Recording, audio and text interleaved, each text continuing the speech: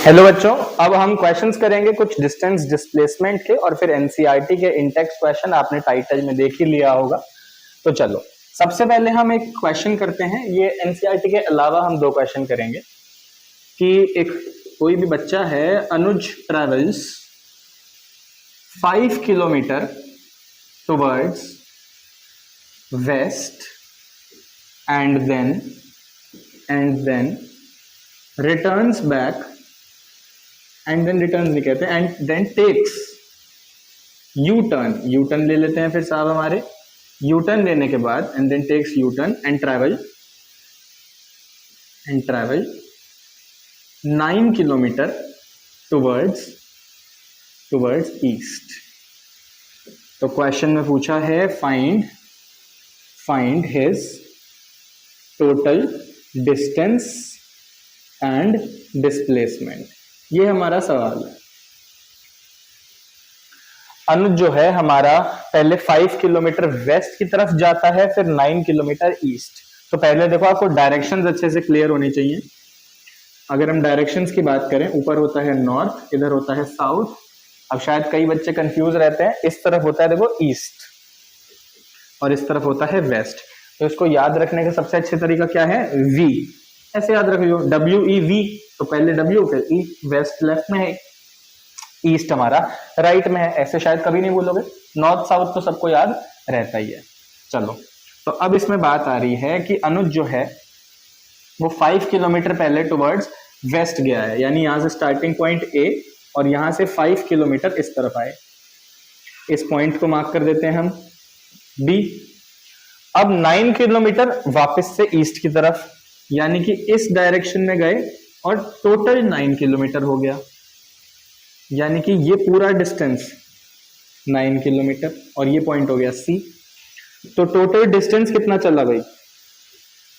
पहले 5 और बाद में 9, तो ये हो गया 14 किलोमीटर। टोटल डिस्टेंस हो गया 14 किलोमीटर। और अगर डिस्प्लेसमेंट की बात करें, तो डिस्प्लेसमेंट देखो कितनी हुई। स्टार्टिंग पॉइंट है A, एंडिंग पॉइंट है C।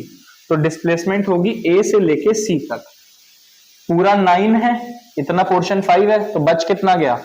9 minus 5 equal 4 kilometre. बहुत ही आसान क्वेश्चन था।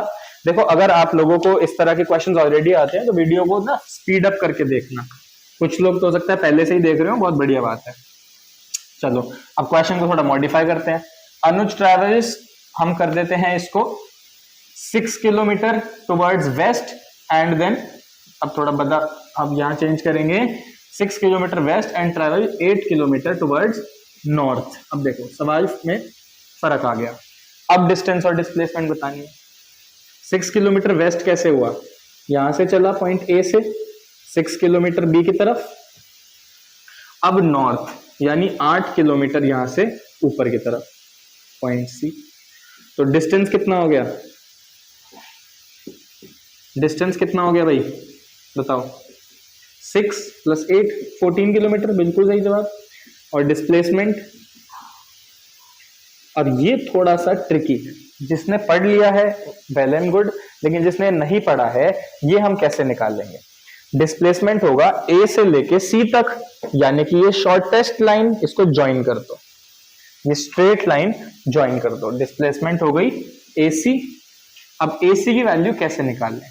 हम देखेंगे जो हमारा ट्रायंगल है ना ABC, ये ट्रायंगल बन गया, इसमें ये एंगल 90 डिग्री का है।